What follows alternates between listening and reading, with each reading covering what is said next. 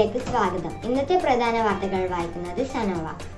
സംസ്ഥാനത്ത് സർക്കാർ ജീവനക്കാരുടെ ശമ്പളം പിടിക്കാനുള്ള ഉത്തരവിന് 2 മാസത്തേക്ക് ഹൈക്കോടതി സ്റ്റേ.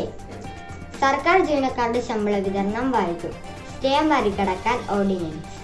ഭൗമദിനത്തിൽ ഐക്യരാഷ്ട്ര സംഘടനയുടെ കാലാവസ്ഥാ സമിതി ലോകത്തിനു മുൻപിൽ അവതരിപ്പിച്ച ഭൂമിഗീതം ഒരുക്കിയത് ഇന്ത്യൻ സംഘം. ഇന്ത്യയിൽ കോവിഡ് ബാധിച്ച് മരിച്ചവരുടെ എണ്ണം 1000 കടന്നു. രോഗികളുടെ എണ്ണത്തിലും വർധന.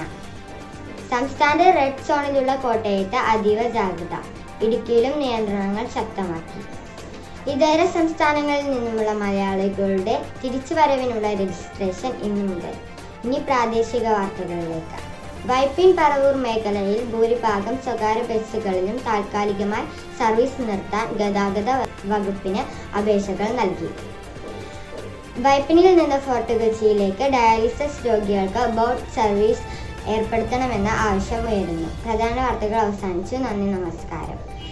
ലോക്ക്ഡൗൺ അവധിക്കാലത്ത് ഒരു വേറിട്ട വഴിയിലാണ് 6ാം ക്ലാസ്സുകാരി അഞ്ജലി രാജേഷ്. അമ്മയുടെ സഹായത്തോടെ തയ്യൽ പഠിച്ചു. പിന്നീട് മുടി കെട്ടാൻ ഉപയോഗിക്കുന്ന ബുഷ് സ്വന്തമായി തയ്ച്ച് ഉണ്ടാക്കുകയാണ്. എങ്ങനെയാണ് ഉണ്ടാക്കുന്നതെന്ന് വളരെ ലളിതമായി അഞ്ജലി പഠിപ്പിക്കുന്നു. ഹായ്, എൻ്റെ പേര് അഞ്ജലി രാജേഷ്. ഞാൻ ഈ ലോക്ക്ഡൗൺ കാലത്ത് സമയം ചെലവഴിക്കാനായിട്ട് ഉണ്ടാക്കാൻ പോകുന്നത് നമ്മുടെ പെൺകുട്ടികൾക്ക് മുടിയുടെ ഒരു ബുഷാണ് ഞാൻ തയ്ച്ചു വെക്കാൻ പോകുന്നത്. അപ്പോൾ അതിന് വേണ്ടത് ഇത്ര നീളവും വീതിയുള്ള ഒരു തുണി എടുക്കണം. എന്നിട്ട് അതിൻ്റെ നല്ല ഭാഗം ഉള്ളിലേക്കാക്കണം. എന്നിട്ട് നീളത്തിൽ തയ്ച്ചെടുക്കണം.